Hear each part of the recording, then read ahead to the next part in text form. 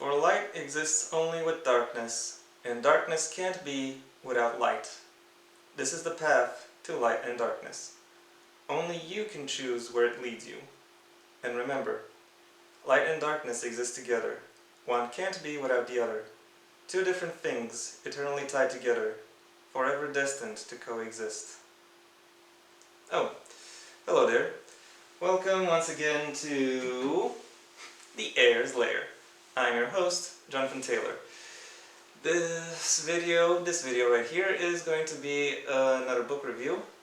This time I'll be reviewing Of Darkness and Light, a dark poetry collection by Despoina. Before I get into the actual review, there are two disclaimers I want to get out there. First of all, the subtitle is not just for show. This collection really is dark. Not just through the imagery it employs, but also through its themes. Despoina touches upon depression, death, including the self-inflicted variety, bodily harm, abuse, and so on. This is very much a book you read at your own discretion. While there are things about it I might find interesting, I can't really recommend it to everyone because of the themes it touches upon. The second aspect that I want to clear up a bit is that I am not particularly versed or adept at reading or interpreting poetry, and as such there might be some nuances that I might be missing when it comes to what makes this the story interesting and or meaningful. This is actually the first time I've read something twice before a review, because I really wanted to make sure I get as much as possible out of it in order to really really do this thing well. So with that out of the way, let's get into the actual review. Before I start, there are two things I want to discuss. First of all, okay, this will take a while to clear up. But look at this cover. This cover is absolutely gorgeous. You got this this array of stars snaking its way over a matte black background. That is very beautiful and very, very eye-catching, and very representative of the actual content itself, about darkness seeping its way into everyday life. Or alternatively, you could see it as light making its way through the darkness. The poetry itself kind of allows for both interpretations, at least to an extent. Even though at times I have to admit the darkness tends to win out. Another thing I want to mention is that this book actually has a credit for pagination. What pagination actually is a bit difficult to describe, but for the purposes of this text, I think it most regularly refers to page layout, which means that the way the words and phrases are laid out on the individual pages are deliberate. So every time you see stanzas being separated or broken apart, that is how the poem is. That's what the poem is supposed to look like. That is how Despoina or her paginator and her paginator want us to actually see the work. And that is employed with various degrees of effectiveness throughout the entire collection. But I think it is most effectively used in Queen of Doom, where the last stanza is entirely in Latin and is on a completely different page from the rest of the poem, acting as a climax to the piece. I'll say that Queen of Doom is actually very emblematic of the entire collection. The first stanza is a description of the queen herself, and a triumphant one at that, how beautiful and splendid she is. The next two stanzas are about her relationship to her king, namely how it has deteriorated, and now she has to vie more actively for his attention. And then the Latin stanza, i.e. the climax, really represents her final lament, her plea to be loved. And the reversal, like the ones you find in this poem, actually happen fairly regularly throughout the book, particularly in the beginning of this collection.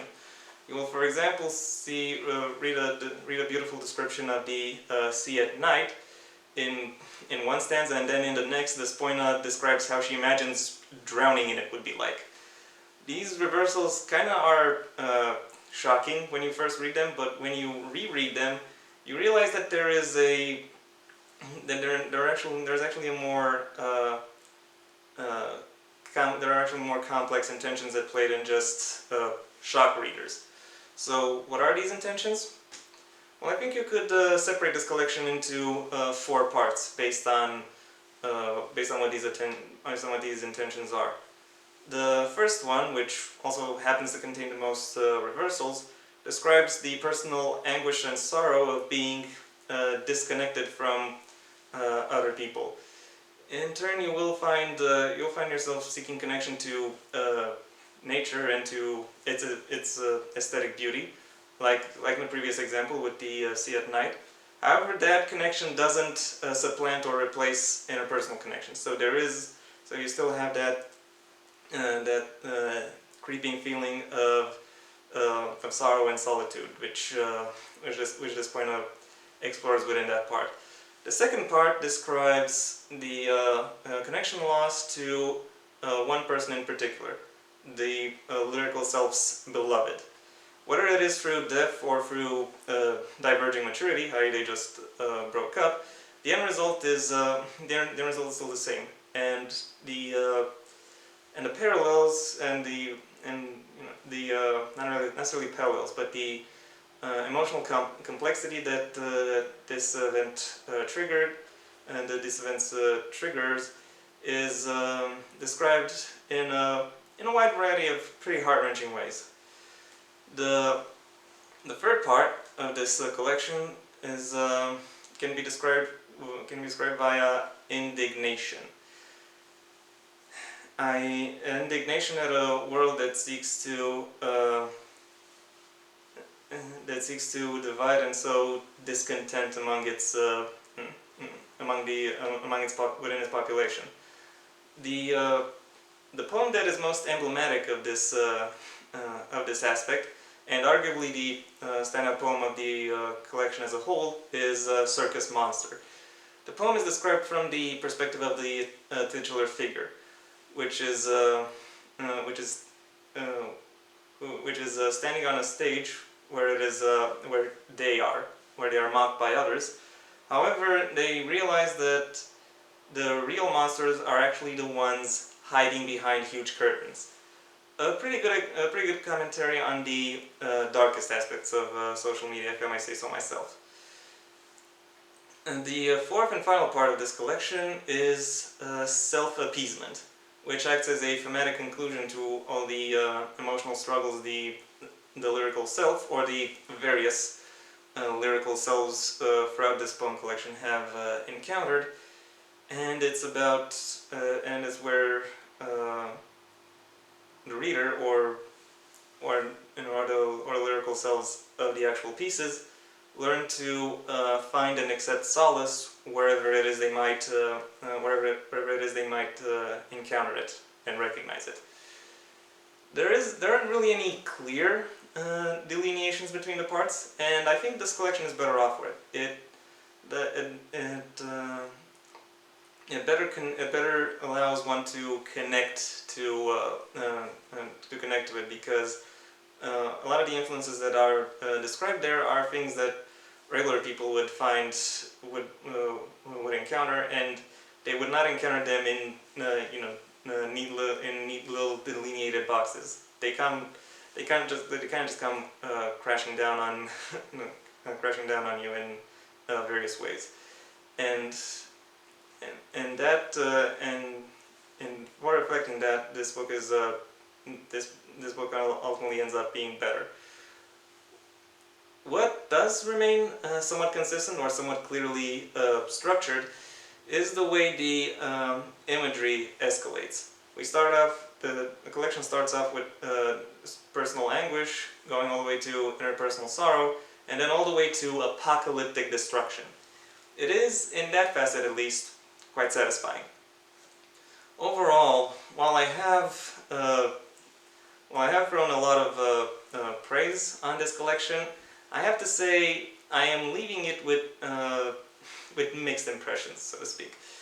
Because while I admired Despoina's visual variety and emotional depth, the means at her disposal towards displaying these these aspects and this complexity are fairly limited.